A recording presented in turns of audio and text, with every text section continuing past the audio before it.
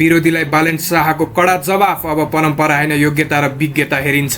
प्रधान न्यायाधीश सिफारिसमा परम्परा तोडेको विपक्षीको आरोपपछि प्रधानमन्त्री बालेन शाहले कडा जवाफ फर्काएका छन्। वरिष्ठता मिचेर चौथो नम्बरका डाक्टर मनोज कुमार शर्मालाई छानेको विषयलाई विपक्षीले मसला बनाएका छन्। तर बालेन प्रष्ट छन्। अब न्यायालयमा परम्परा होइन योग्यता र विज्ञता मात्र हेरिनेछ। विपक्षीको असहमति बीच आएको यो बोल्ड निर्णयले न्यायालय तरङ्गित छ। लिपुलेक लिम्पियाधुरा कालापानी विवाद फेरि चर्किरहेका बेला भारतले नेपालसँग वार्ता गर्न तयार रहेको संकेत दिएको छ। भारतीय विदेश मन्त्रालयले सीमा विवाद संवादबाट समाधान गर्न सकिने भन्दै औपचारिक रूपमा छलफलको प्रस्ताव अघि सारेको हो। भारतीय विदेश मन्त्रालयका प्रवक्ता रणधीर जयसवालले पत्रकार सम्मेलनमा बोल्दै नेपालसँग रहेका सबै मुद्दामा छलफल गर्न भारत तयार रहेको बताएका हुन्।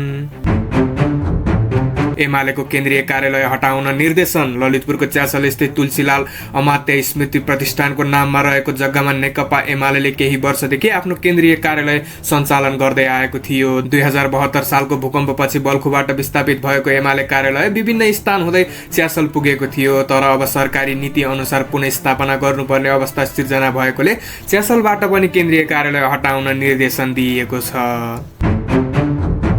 खोसियो ओलीको सरकारी गाडी। नेकपा एमाले अध्यक्ष तथा पूर्व प्रधानमन्त्री केपी शर्मा ओलीले आफूले प्रयोग गर्दै आएको सरकारी गाडी सरकारलाई फिर्ता गरेका छन्। प्रधानमन्त्री कार्यालयका अनुसार दोहोरो सुविधा अन्त्य गर्ने नीति अन्तर्गत ओलीले गाडी फिर्ता गरेका हुन्। सरकारले हाल सरकारी सवारी प्रयोगमा कडाई गर्दै कानुन विपरीत सुविधा लिइरहेका पदाधिकारीहरूबाट सवारी फिर्ता लिन निर्देशन दिएको छ।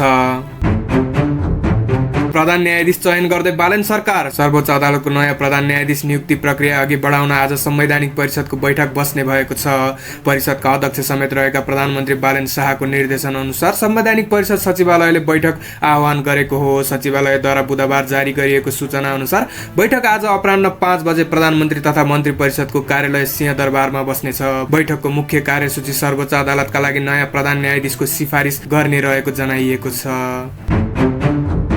पोखरा अन्तर्राष्ट्रिय विमानस्थल निर्माणमा भएको भनिएको भ्रष्टाचार प्रकरणमा काङ्ग्रेसका पूर्व अर्थमन्त्री ज्ञानेन्द्र बहादुर कार्की सहित 13 जना विरुद्ध भ्रष्टाचार मुद्दा दायर भएको छ।